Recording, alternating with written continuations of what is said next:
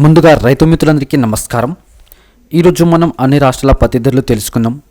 So friends, దానికంటే ముందు మన ఛానల్ని కొత్తవారు పాతవారు దయచేసి సబ్స్క్రైబ్ చేసుకోండి, వీడియో మాత్రం లైక్ చేయండి.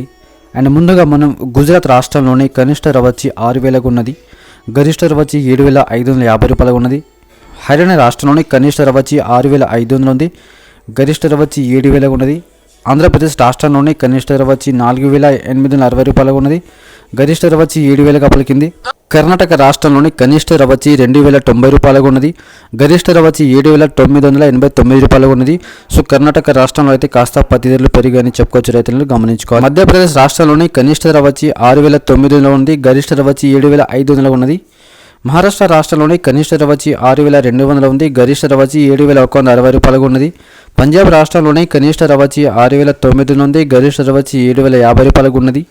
రాజస్థాన్ రాష్ట్రంలోని కనిష్ట ధర వచ్చి 4,080 రూపాయలు ఉన్నది, గరిష్ట ధర వచ్చి 7,226 రూపాయలుగా ఉన్నది.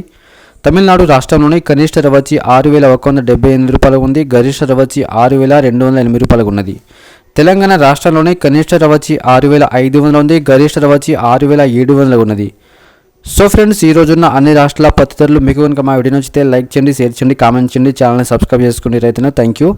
అండ్ ముఖ్య గమనిక రైతన్నలకు, సీసీఐకు పత్తి తీసుకెళ్లే ముందు అయితే ఆధార్ కార్డు మరియు బ్యాంక్ను మొబైల్ నెంబర్తో లింక్ చేస్తేనే నేరుగా మన అకౌంట్లో డబ్బులు పడతాయి రైతులు. సో వెళ్ళాకైతే బాధపడకన్నా ముందు ఇది ఓటీపీ చేయించుకోండి.